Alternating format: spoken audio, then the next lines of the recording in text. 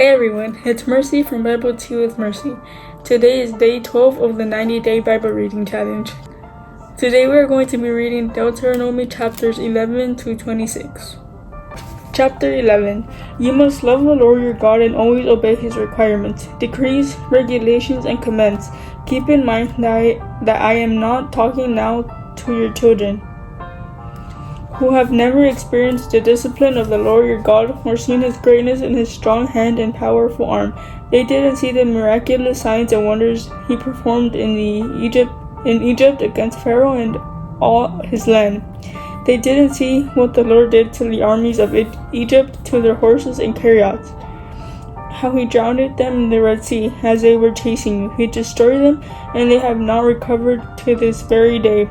Your children didn't see how the Lord cared for you in the wilderness until you arrived here. They didn't see what he did to Dathan and Abiram, the sons of Eliab, a descendant of Reuben, when the earth opened its mouth in the Israelite camp and swallowed them, along with their households and tents and every living thing that belonged to them. But you have seen the Lord perform all these mighty deeds with your own eyes, the blessings of obedience. Therefore be careful to obey every command I am giving you today, so you may have strength to go in and take over the land you are about to enter.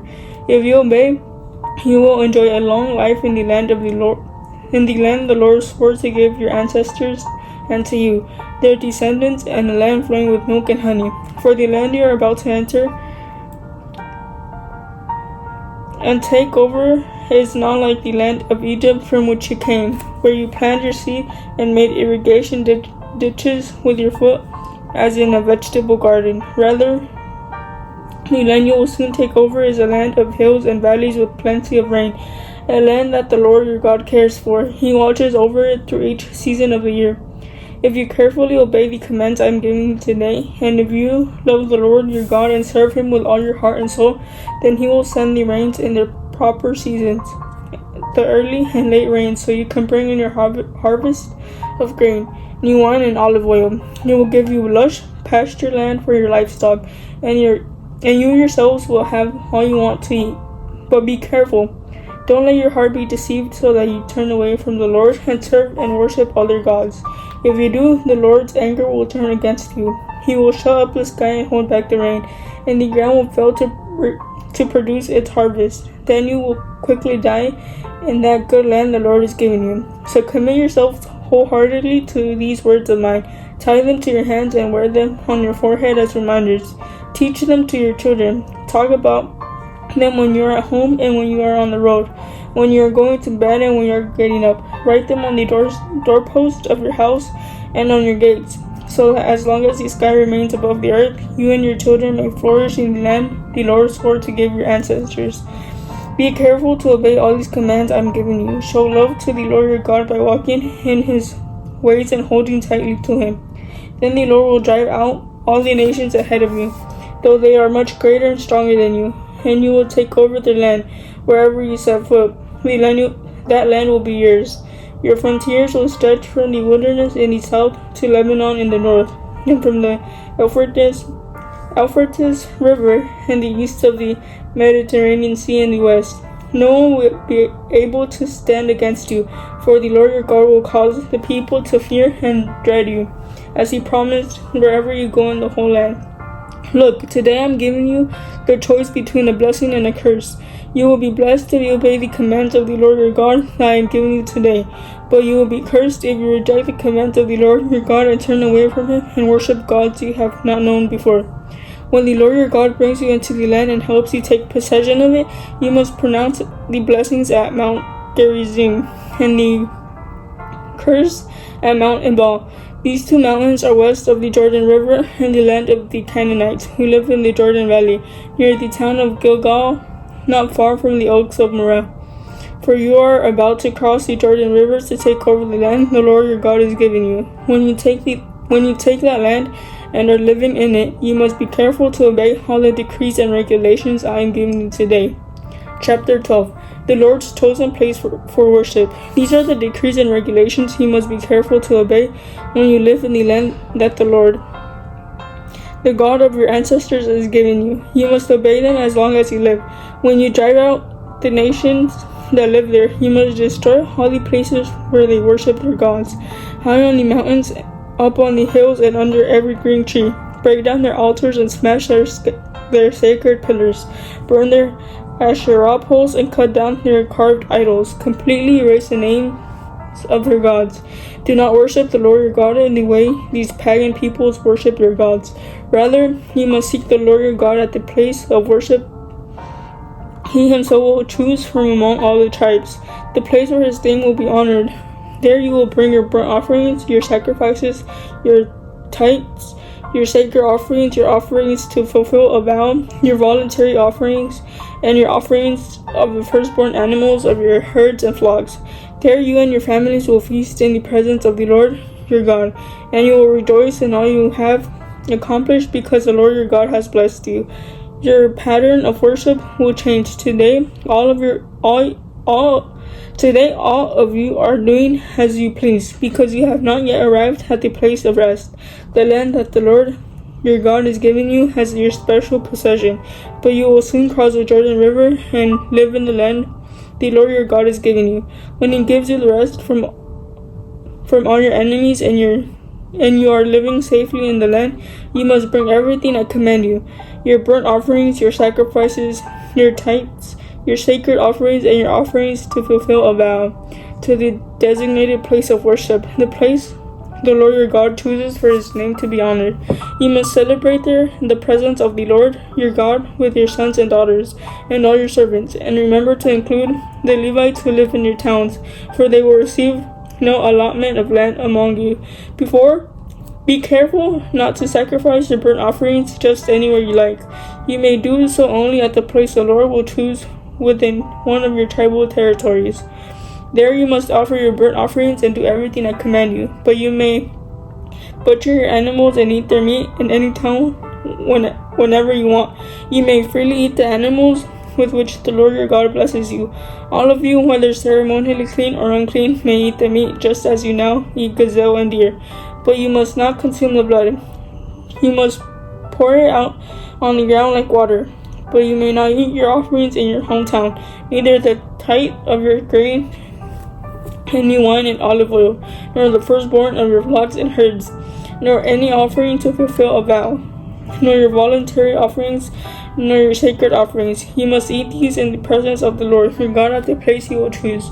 Eat them there with your children, your servants, and the Levites who live in your towns, celebrating in the presence of the Lord your God in all you do. And be careful never to neglect the Levites as long as you live in your land. When the Lord your God expands your territory as he has promised, and you have the urge to eat meat, you may freely eat meat whenever you want. It might happen that the designated place of worship, the place the Lord your God chooses for his name to be honored, is a long way from your home. If so, you may butcher any of the cattle, sheep, or goats the Lord has given you. You may freely eat the meat in your hometown, as I have commanded you. Anyone, whether ceremonially clean or unclean, may eat the meat, just as you do now with gazelle and deer. But never consume the blood, for the blood is the life, and you must not consume the life blood with the meat. Instead, pour out the blood on the ground like water. Do not consume the blood, so that all may go well with you and your children after you, because you will be doing what pleases the Lord. Take your sacred gifts and your offerings given to fulfill a vow to the place the Lord chooses. You must offer the meat and blood of your burnt offerings on the altar of the Lord your God. The blood of your other sacrifices must be poured out on the altar of your Lord your God, but you may eat the meat. Be careful to obey all my commands, so that all will go well with you and your children after you, because you will be doing what is good and pleasing the Lord your God. When the Lord your God goes ahead of you and destroys the nations you drive them out and live in their land, do not fall into the trap of following their customs and worshiping their gods. Do not inquire about their gods, saying, "How do these nations worship their gods? I want to follow their example." You must not worship the Lord your God the way the other nations worship their gods, for they perform for their gods every detestable act that the Lord hates. They even burn their sons and daughters as sacrifices to their gods. So be careful to obey all the commands I give you. You must not add anything to them or subtract anything from them. Chapter 13. A warning against idolatry. Suppose there are prophets among you, or those who dream dreams about the future, and they promise you signs or miracles, and the predicted signs or miracles occur. If they then say, "Come, let us worship other gods you have not known before," do not listen to them. The Lord your God is testing you to see if you truly love Him with all your heart and soul. Serve only the Lord your God, and fear Him alone. Obey His commands, listen to His voice, and cling to Him. The false prophets or visionaries who try to lead you astray must be put to death, for they encourage rebellion against the Lord your God, who redeemed you from slavery and brought you out of the land of Egypt.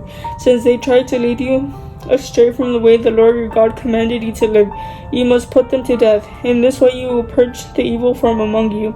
Suppose someone secretly entices you, even your brother, your son or daughter, your beloved wife, or your closest friend, and says, "Let us go worship other gods that neither you nor your ancestors have known."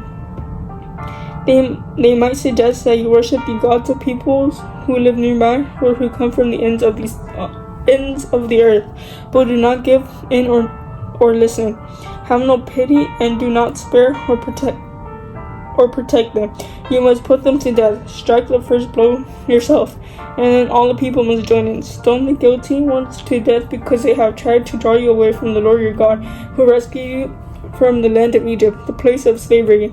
Then all Israel will hear about it and be afraid, and no one will act so wickedly again. When you begin living in the towns the Lord your God has given you, you may hear that scoundrels among you are leading their fellow citizens astray by saying, "Let us go worship other gods you have not known before."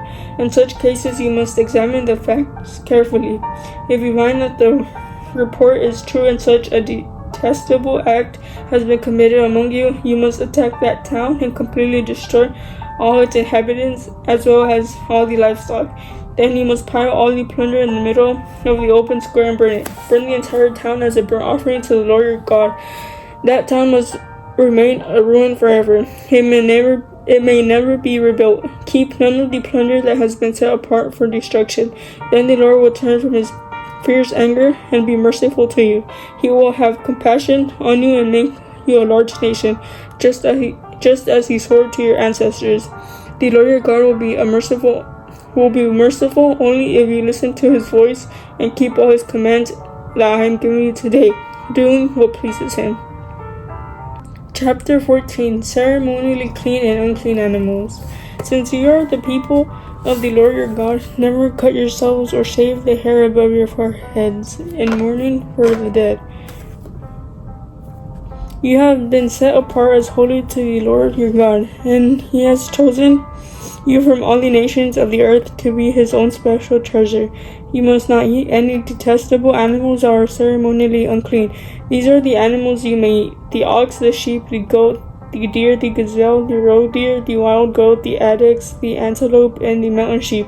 You may eat any animal that has completely split hooves and chews the cud.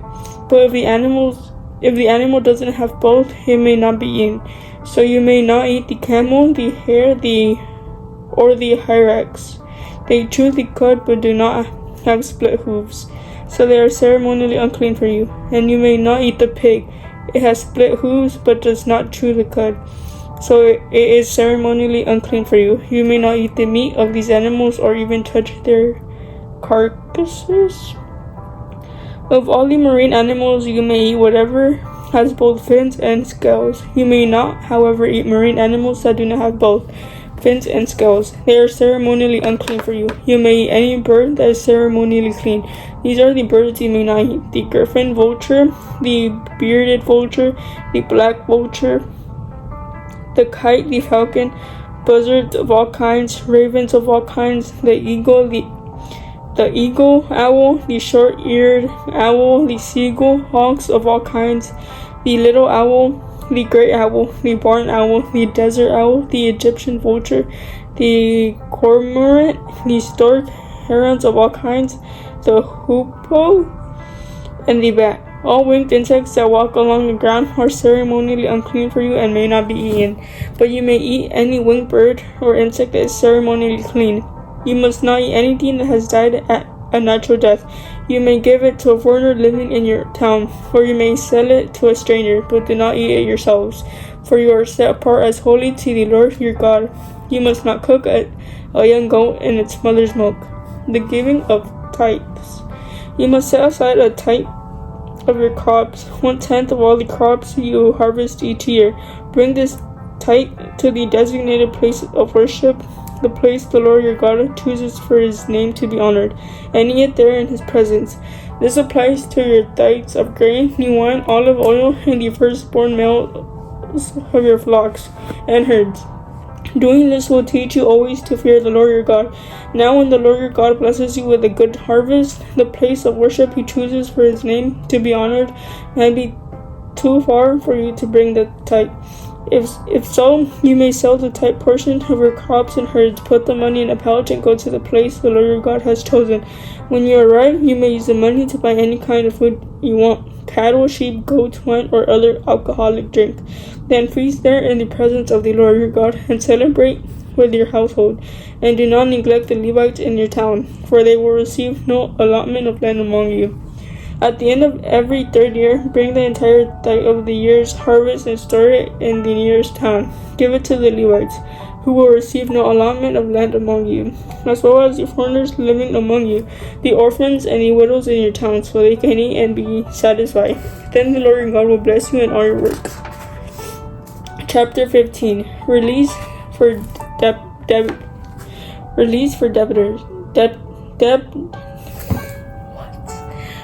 Chapter 15. Release for debtors. At the end of every 7th year, you must cancel the debts of everyone who owes you money.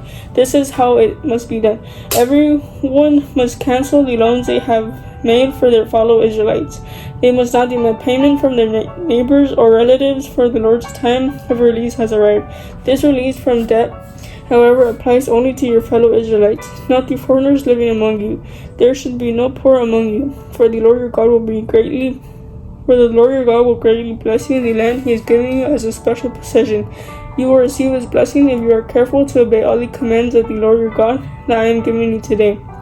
The Lord your God will bless you as he has promised. He will lend money to many nations, but will never need to borrow.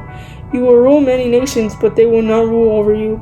But if there are any poor Israelites in your towns when you arrive in the land the Lord your God is giving you, do not be hard-hearted or satisfied toward them. Instead, be generous and lend them whatever they need. Do not be mean-spirited and refuse someone a loan, because the year for canceling debts is close at hand. If you refuse to make a loan and the needy person cries out to the Lord, you will be considered guilty of sin. Give generously to the poor, not grudgingly, for the Lord your God will bless you in everything you do. There will always be some in the land who are poor. That is why I am commanding you to share freely with the poor and with other Israelites in need. Release for Hebrew slaves. If a fellow Hebrew sells himself or herself to be your servant and serves you for 6 years, in the 7th year you must set that servant free. When you release a male servant, do not send him away empty-handed. Give him a generous farewell gift from your flock, your threshing floor, and your winepress. Share with him some of the bounty with which the Lord your God has blessed you. Remember that you were once slaves in the land of Egypt, and the Lord your God redeemed you. That is why I am giving you this command. But suppose your servant says, I will not leave you, because he loves you and your family, and he has done well with you. In that case, take an awl and push it through his earlobe into the door. After that, he will be your servant for life, and do the same for your female servants. You must not consider it a hardship when you release your servants. Remember that for 6 years they have given you service worth double the wages of hired workers, and the Lord your God will bless you in all you do. Sacrificing firstborn male animals. You must set aside for the Lord your God all the firstborn males from your flocks and herds. Do not use the firstborn of your herds to work your fields, and do not shear the firstborn of your flocks.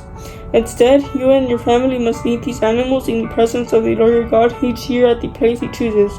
But if this firstborn animal has any defect, such as lameness or blindness, or if anything else is wrong with it, you must not sacrifice it to the Lord your God. Instead, use it for food for your family in your hometown. Anyone, whether ceremonially clean or unclean, may eat it. just as anyone may eat a gazelle or deer. But you must not consume the blood. You must pour it out in the ground like water. Chapter 16. Passover and the Festival of Unleavened Bread. In honor of the Lord your God, celebrate the Passover each year in the early spring, in the month of Abib. For that was the month in which the Lord your God brought you out of Egypt by night. Your Passover sacrifice may be from either the flock or the herd, and it must be sacrificed to the Lord your God as the designated place of worship, the place he chooses for his name to be honored. Eat with bread made without yeast. For 7 days, the bread you eat must be made without yeast, as when you escaped from Egypt in such a hurry.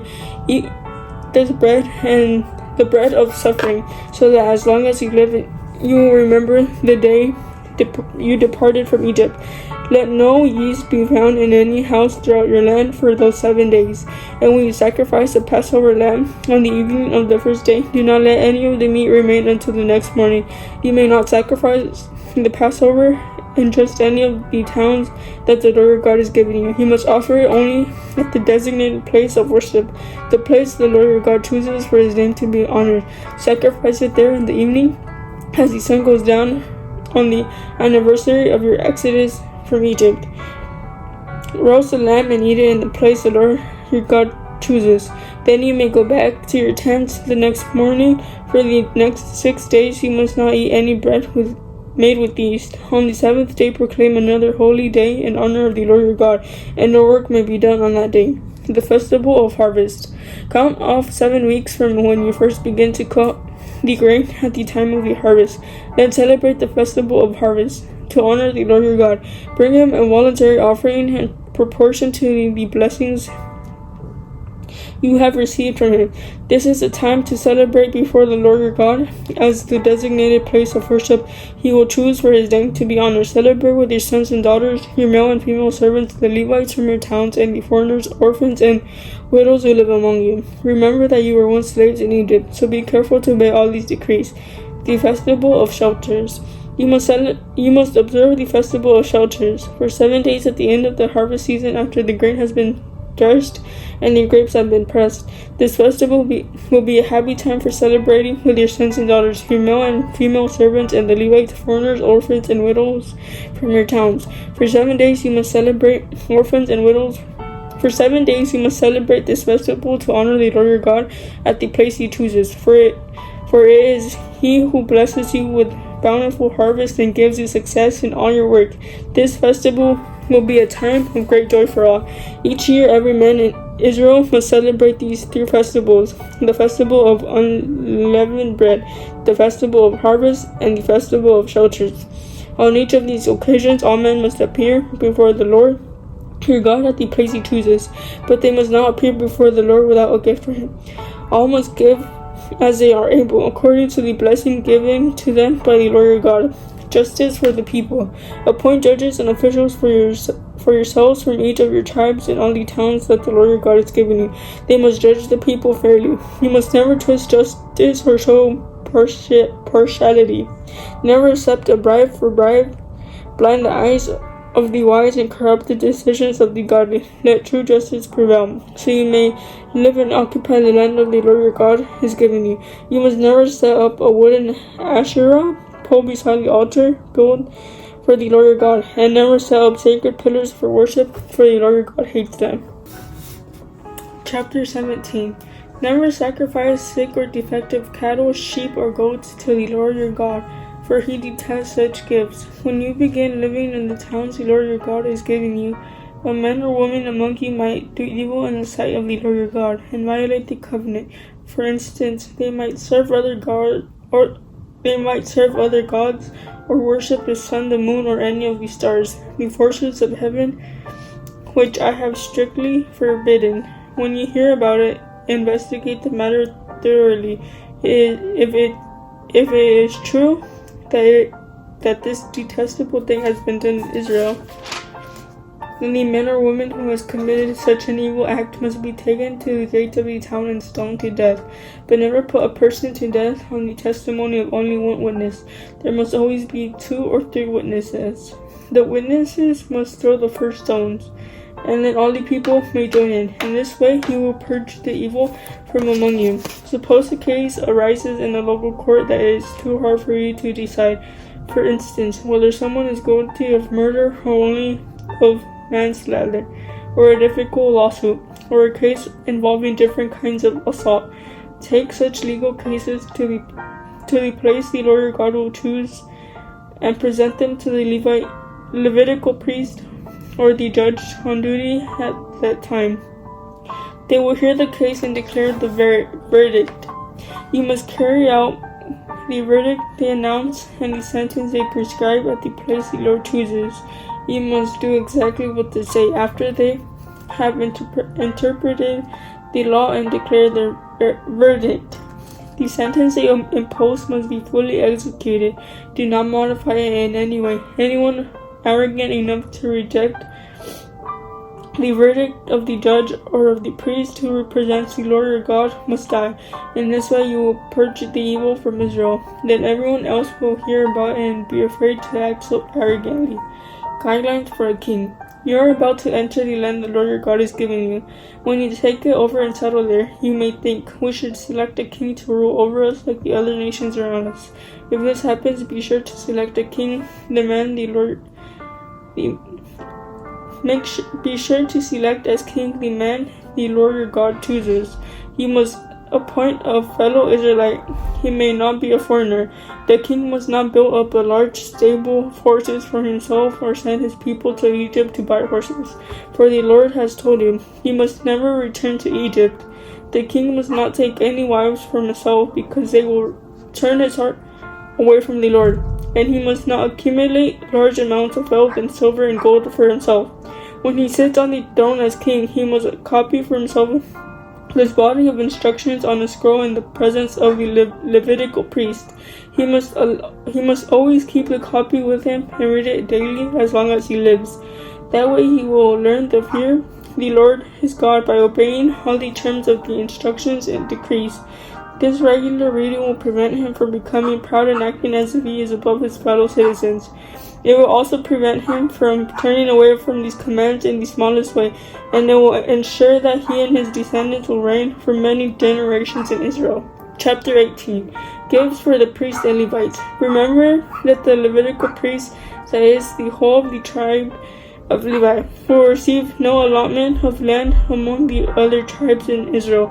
Instead, the priests and Levites will eat from the special gifts given to the Lord, for that is their share. They will have no land of their own among the Israelites.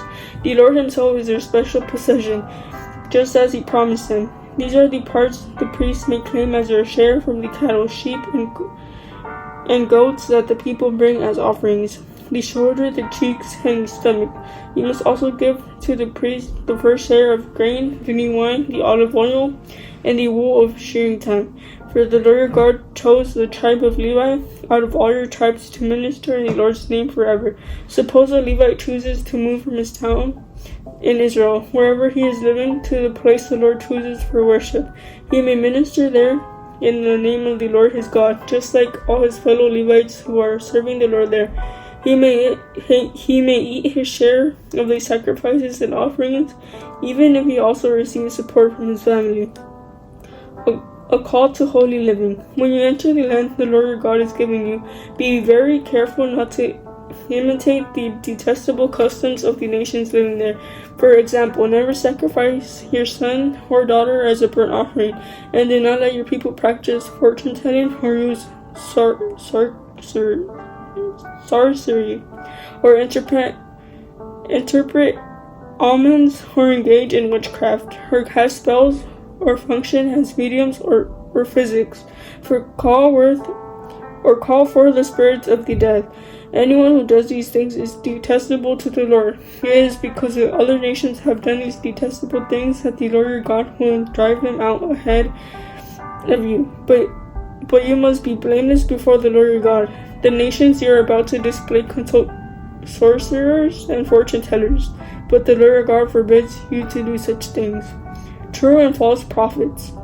Moses continued, the Lord your God will raise up for you a prophet like me from among your fellow Israelites. You must listen to him, for this is what you yourselves requested to the Lord your God when you were assembled at Mount Sinai. You said, "Don't let us hear the voice of the Lord our God anymore or see his blazing fire, or we will die." Then the Lord said to me, "What they have said is right. I will raise up a prophet like you from among their fellow Israelites. I will put my words in his mouth, and he will tell the people everything I command him. I will personally deal with anyone who will not listen to the messages the prophet proclaims on my behalf. But any prophet who falsely claims to speak in my name, or who speaks in the name of another god, must die." But you may wonder, how will we know whether or not prophecy is from the Lord? If the prophet speaks in the Lord's name, but his prediction does not happen or come true, you will know that the Lord did not give that message. That prophet has spoken without my authority and need to be feared. Chapter 19. Cities of Refuge. When the Lord your God destroys the nations whose land he is giving you, you will take over the land and settle in the towns and homes. Then you must set apart 3 cities of refuge in the land the Lord your God is giving you. Survey the territory and divide the land the Lord your God is giving you into 3 districts, with one of these cities in each district. Then anyone who has killed someone can flee to one of the cities of refuge for safety. If someone kills another person unintentionally without previous hostility, the slayer may flee to any of these cities to live in safety. For example, suppose someone goes into the forest with a neighbor to cut wood, and suppose one of them swings an axe to chop down a tree, and the axe head flies off the handle, killing the other person. In such cases, the slayer may flee to one of these cities of refuge to live in safety.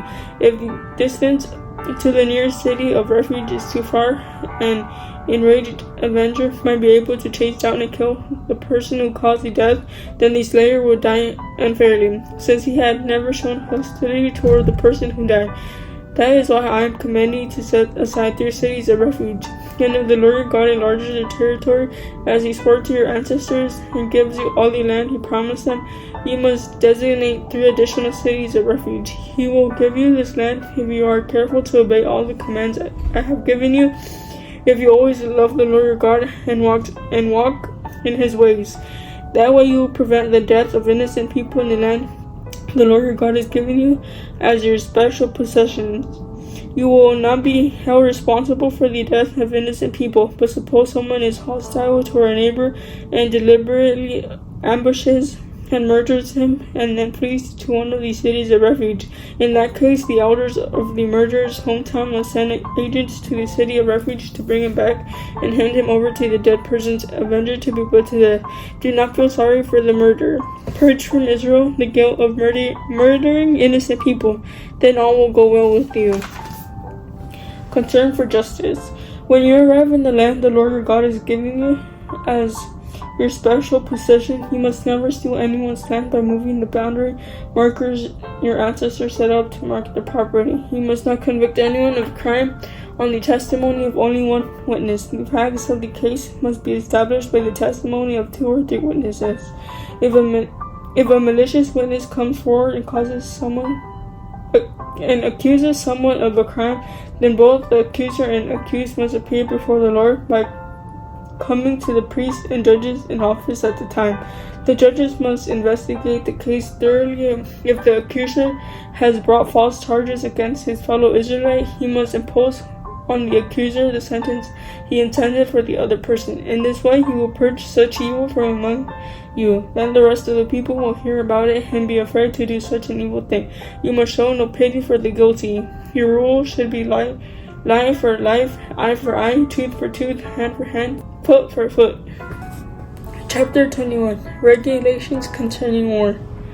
When you go out to fight your enemies and you face horses and chariots and an army greater than your own, do not be afraid. The Lord God who brought you out of the land of Egypt is with you.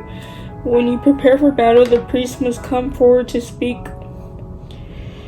to the troops. He will say to them, "Listen to me, all you men of Israel. Do not be afraid as you go out to fight your enemies today. Do not lose heart or panic or tremble before them, for the Lord your God is going with you. He will fight for you against your enemies, and he will give you victory. Then the officers of the army must address the troops and say, has anyone here just built a new house but not yet dedicated it? If so, you may go home. You might be killed in the battle, and someone else would dedicate your house. Has anyone here just planted a vineyard but not yet eaten any of its fruits? If so, you may go home. You might die in battle, and someone else would eat the first fruit. Has anyone here just become engaged to a woman but not yet married her? Well, you may go home and get married. You might die in the battle, and someone else would marry her. Then the officers will also say, is anyone here afraid or worried? If you are, you may go home before you frighten anyone else. When the officers have finished speaking to their troops, you will appoint the unit commanders. As you approach a town to attack it, you must first offer its people terms for peace. If they accept your terms and open the gates to you, then all the people inside will serve you in forced labor. But if they refuse to make peace and prepare to fight, you must attack the town. When the Lord your God hands the town over to you, use your swords to kill every man in the town. But you may keep for yourselves all the women, children, livestock, and other plunder. You may enjoy the plunder from your enemies that the Lord your God has given you. But these instructions apply only to distant towns, not the towns of the nations in the land you will enter. In those towns that the Lord your God is giving you as a special possession, destroy every living thing. You must completely destroy the Hittites, Amorites, Canaanites, Perizzites, Hivites, and Jebusites, just as the Lord your God has commanded you. This will prevent the people of the land from teaching you to imitate their detestable customs and the worship of their gods, which would cause you to sin deeply against the Lord your God. When you are attacking a town and the war drags on, you must not cut down the trees with your axes. You may eat the fruit, but do not cut down the trees. Are the trees your enemies that you should attack them? You may only cut down trees that you know are not valuable for food. Use them to make the equipment you need to attack the enemy town until it falls. Chapter 21. Cleansing for unsolved murder. When you are in the land the Lord your God is giving you, someone may be found murdered in a field, and you don't know who committed the murder. In such case, your elders and judges must measure the distance from the site of the crime to the nearby towns. When the nearest town has been determined, the town's elders must select from the herd a heifer that has never been trained or yoked to a plow. They must lead it down to a valley that has not been plowed or planted and that has a stream running through it. There in the valley they must break the heifer's neck. Then the Levitical priests must step forward, for the Lord your God has chosen them to minister before him and to pronounce blessings in the Lord's name. They are to decide all legal and criminal cases. The elders of the town must wash their hands over the heifer whose neck was broken. Then they must say, our hands did not shed this person's blood, nor did we see it happen. O Lord, forgive your people Israel, whom you have redeemed. Do not charge your people with the guilt of murdering an innocent person. Then they will be absolved of the guilt of this person's blood. By following these instructions, you will do what is right in the Lord's sight and will cleanse the guilt of murder from your community. Marriage to a captive woman. Suppose you go out to war against your enemies, and the Lord your God hands them over to you, and you take some of them as captives. And suppose you see among the captives a beautiful woman, and you are attracted to her and want to marry her. If this happens, you may take her to your home, where she must shave her head, cut her nails, and change the clothes she was wearing when she was captured. She will stay in your home, but let her mourn for her father and mother for a full month. Then you may marry her, and you will be her husband, and she will be your wife. But if you marry her and she does not please you, you must let her go free. You may not sell her or treat her as a slave, for you have humiliated her. Right of your firstborn. Suppose a man has 2 wives, but he loves one and not the other, and both have given him sons. And suppose the firstborn son is the son of the wife he does not love. When the man divides his inheritance, he may not give the larger inheritance to his younger son, the son of the wife he loves, as if he were the firstborn son. He must recognize the rights of his his oldest son, the son of the wife he does not love, by giving him a double portion. He is the first son of his father's virility, and the rights of the firstborn belong to him. Dealing with a rebellious son. Suppose a man has a stubborn and rebellious son who will not obey his father or mother, even though they discipline him. In such a case, the father or mother must take the son to the elders as they hold court at the town gate. The parents must say to the elders, "This son of ours is stubborn and rebellious and refuses to obey. He is a glutton and a drunkard." Then all the men of his town must stone him to death. In this way you will purge the evil from among you, and all Israel will hear about it and be afraid. Various regulations. If someone has committed a crime worthy of death and is executed and hung on a tree, the body must not remain hanging from the tree overnight. You must bury the body the same day. For anyone who is hung is cursed in the sight of God. In this way you will prevent the defilement of the land of the glory your God has given you as your special possession. Chapter 22. If you see your neighbor's ox or sheep or goat wandering away, don't ignore your responsibility. Take it back to its owner. If its owner does not live nearby, or you don't know who the owner is, take it to your place and keep it until the owner comes looking for it. Then you must return it. Do the same if you find your neighbor's donkey, clothing, or anything else your neighbor uses. Don't ignore your responsibility. If you see that your neighbor's donkey or ox has collapsed on the road, do not look the other way. Go and help your neighbor get it back on its feet. A woman must not put on men's clothing, and a man must not wear women's clothing. Anyone who does this is detestable in the sight of the Lord your God. If you happen to find a bird's nest in a tree or on the ground, and there are young ones or eggs in it with the mother sitting in the nest, do not take the mother with the young. You may take the young, but let the mother go, so that you may prosper and enjoy a long life. When you build a new house, you must build a railing around the edge of its flat roof. That way you will not be considered guilty of murder if someone falls from the roof. You must not plant any other crop between the rows of your vineyard. If you do, you are forbidden to use either the grapes from the vineyard or the other crop. You must not plow with an ox and a donkey harnessed together. You must not wear clothing made of wool and linen woven together. You must put 4 tassels on the hem of the cloak with which you cover yourself on the front, back, and sides. Regulations for sexual purity. Suppose a man marries a woman, but after sleeping with her, he turns against her and publicly accuses her of shameful conduct, saying, "When I married this woman, I discovered she was not a virgin."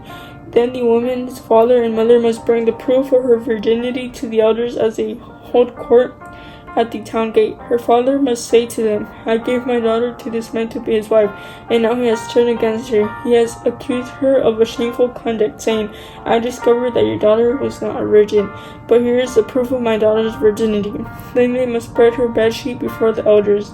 The elders must then take the man and punish him. They must also fine him 100 pieces of silver, which he must pay to the woman's father because he publicly accused a virgin of Israel of shameful conduct. The woman will then remain the man's wife, and he will never divorce her. But suppose the man's accusations are true, and he can show that she was not a virgin, the woman must be taken to the door of her father's home, and there the man of the town must stone her to death, for she has committed a disgraceful crime in Israel by being promiscuous while living in her parents' home. In this way you will purge the evil from among you. If a man is discovered committing adultery, both he and the woman must die. In this way you will purge Israel of such evil. Suppose a man meets a young woman, a virgin who is engaged to be married, and he has sexual intercourse with her.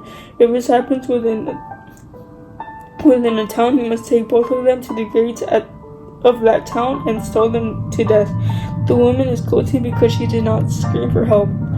The man must die because he violated another man's wife. In this way you will purge this evil from among you.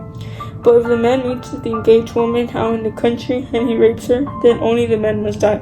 Do nothing to the young woman. She has committed no crime worthy of death. She is as innocent as a murder victim. Since the man raped her out in the country, it must be assumed that she screamed, but there was no one to rescue her. Suppose a man has intercourse with a young woman who is a virgin but is now engaged to be married. If they are discovered, he must pay her father 50 pieces of silver. Then he must marry the young woman because he violated her, and he may never divorce her as long as he lives. A man must not marry his father's former wife, for this would violate his father. Chapter 23. Regulations concerning worship. If a man's testicles are crushed or his penis is cut off, he may not be admitted to the assembly of the Lord. If a person is illegitimate by birth, neither he nor his descendants for 10 generations may be admitted to the assembly of the Lord. No Ammonite or Moabite or any of their descendants for 10 generations may be admitted to the assembly of the Lord. These nations did not welcome you with food, water when you came out of Egypt. Instead, they hired Balaam, son of Beor from Pethor in distant Aram Naharaim, to curse you.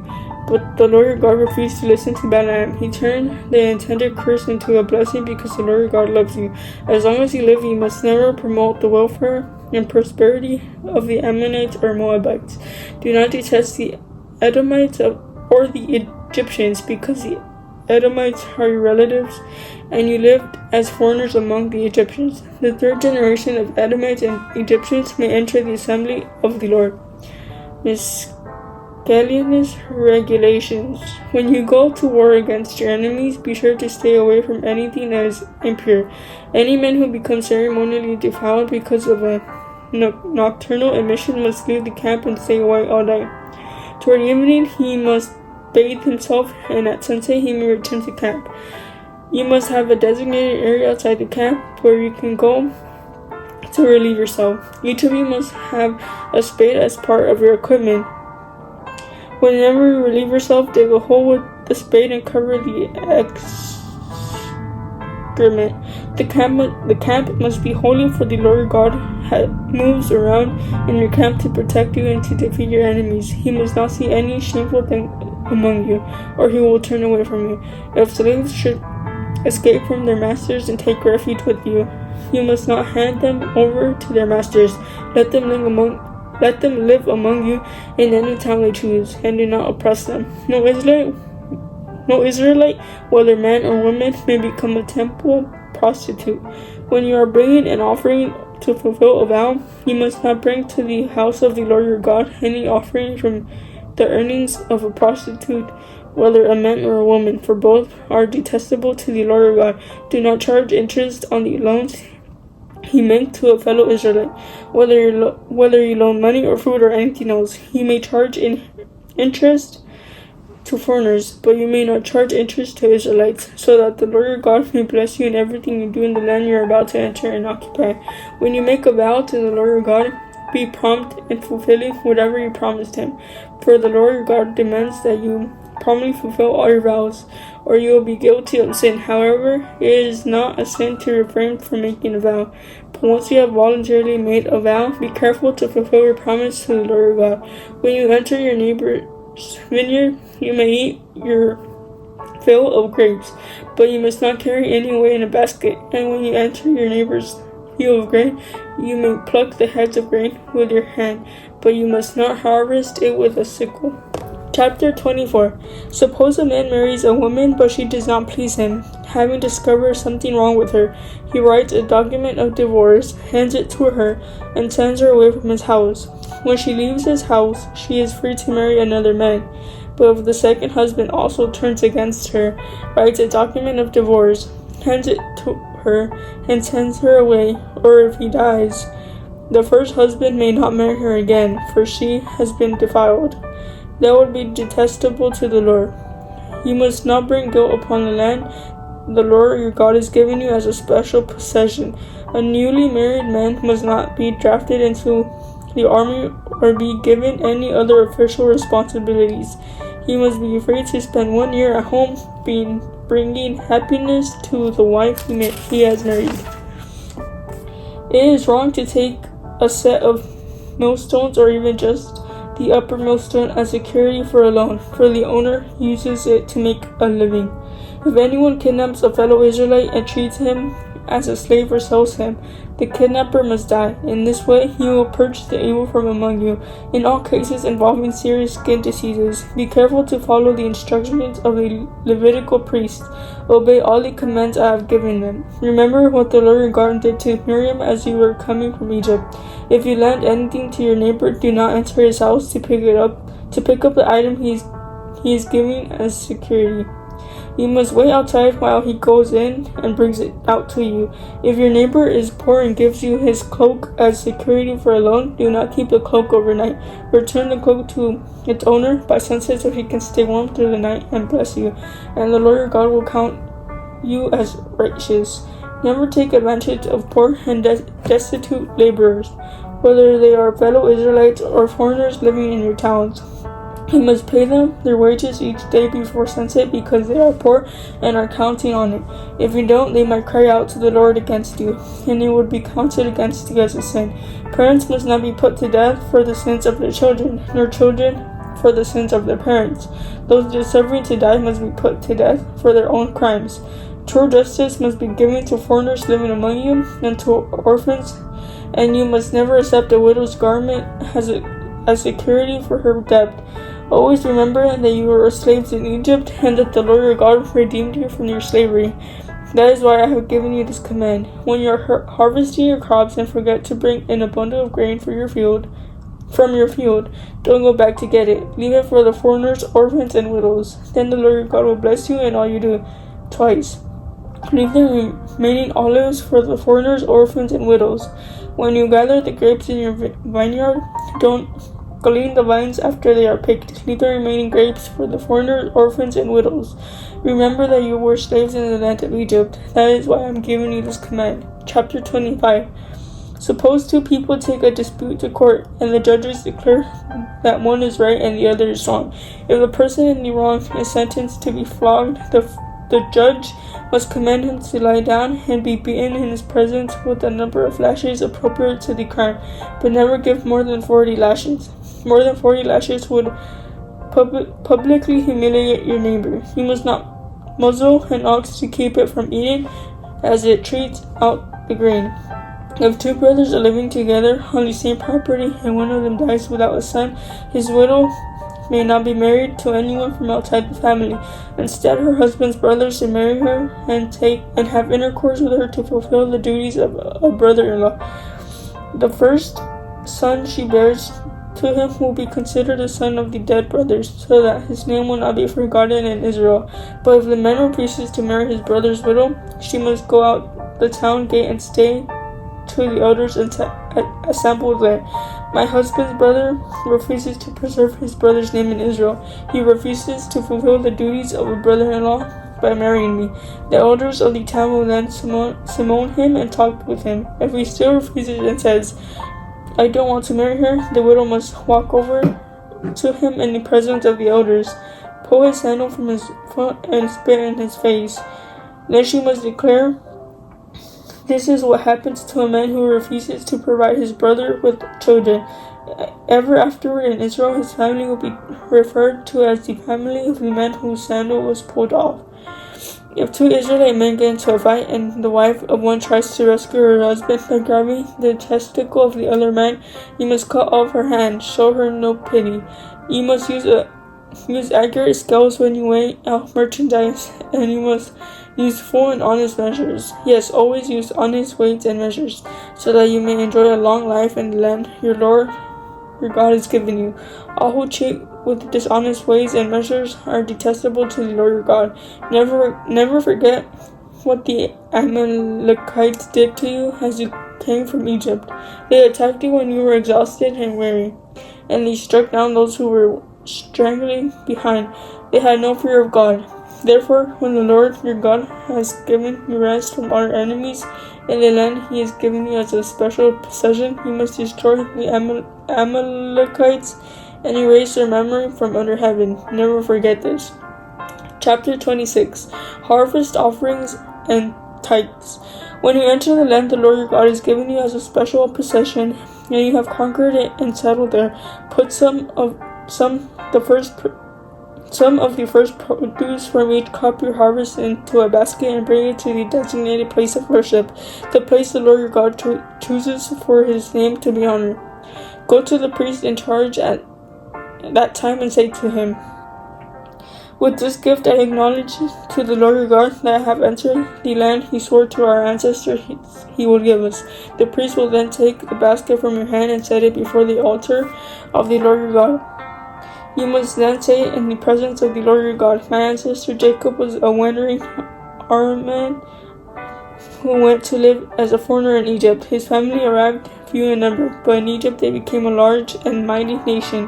When the Egyptians oppressed and humiliated us by making us their slaves, we cried out to the Lord, the God of our ancestors. He heard our cries and saw our hardship, toil, and oppression. So the Lord brought us out of Egypt with a strong hand and powerful arm, with overwhelming terror and with miraculous signs and wonders. He brought us to this place and gave us this land flowing with milk and honey. And now, O Lord, I have brought you the first portion of the harvest you have given me from the ground. Then place the produce before the Lord your God and bow to the ground and worship before him. Afterward you may go and celebrate because of all the good things the Lord your God has given you and your household. Remember to include the Levites and the foreigners living among you in the celebration. Every third year you must offer a special tithe of your crops. In this year of the special tithe you must give your tithes to the Levites, foreigners, orphans, and widows, so that they will have enough to eat in your towns. Then you must declare in the presence of the Lord your God, I have taken the sacred gift from my house and have given it to the Levites, foreigners, orphans, and widows, just as you commanded me. I have not violated or forgotten any of your commands. I have not eaten any of it while in mourning. I have not handled it while I was ceremonially unclean, and I have not offered any of it to the dead. I have obeyed the Lord my God, and I have done everything you commanded me. Now look down from your holy dwelling place in heaven and bless your people Israel and the land you swore to our ancestors to give us, a land flowing with milk and honey, a call to obey the Lord's commands. Today the Lord your God has commanded you to obey all these decrees and regulations, so be careful to obey them wholeheartedly. You have declared today that the Lord is your God, and you have promised to walk in his ways, and to obey his decrees, commands, and regulations, and to do everything he tells you. The Lord has declared that you are his people, his own special treasure, just as he promised, and that you must obey all his commands. And if you do, he will set you high above all the other nations he has made. Then you will receive praise, honor, and renown. You will be a nation that is holy to the Lord your God, just as he promised. What we can take away from today's reading is obedience. In the entire 16 books we read today, it talks about all the commands the Lord wants the Israelites to follow and to obey. All the things he wants them to do and all the things he doesn't want them to do. And he tells them to be obedient to everything. Verse 1 of chapter 11 says, you must love the Lord your God and always obey his requirements, decrees, regulations, and commands. At the beginning of this, he is telling the Israelites to obey him, to simply obey him. And this is also for us, because we also always have to obey what the Lord tells us, because what he has prepared for us is great. He only wants good for us. Verse 9 says, if you obey, you will enjoy a long life in the land the Lord swore to give to your ancestors and to you, their descendants, and the land flowing with milk and honey. Here the Lord is telling them that if they follow his commands and obey him, that he is going to bless them. And this also applies to us now. If we obey his word, if we obey what he tells us, he is going to bless us. Chapter 13 verse 18 says, the Lord your God will be merciful only if you listen to his voice and keep all his commands that I am giving you today, doing what pleases him. We always have to do what the Lord tells us, not go and do things that we know the Lord wouldn't like. That can be very dangerous for us to disobey his word. In chapter 16 verse 15 it says, "For 7 days you must celebrate this festival to honor the Lord your God at the place he chooses. For it is he who blesses you with bountiful harvest and gives you success in all your work." He is the one who gives success to the Israelites. Through everything they did, he was the one who gave them the success, who gave them the victory in everything. And here he's telling them that if they obey his word, he is going to bless them in everything that they do. And we learn from this that if we obey him, he is going to bless us in everything we do. That is it for day 12 of the 90-day Bible reading challenge. Remember to always be obedient to the Lord's word. God bless.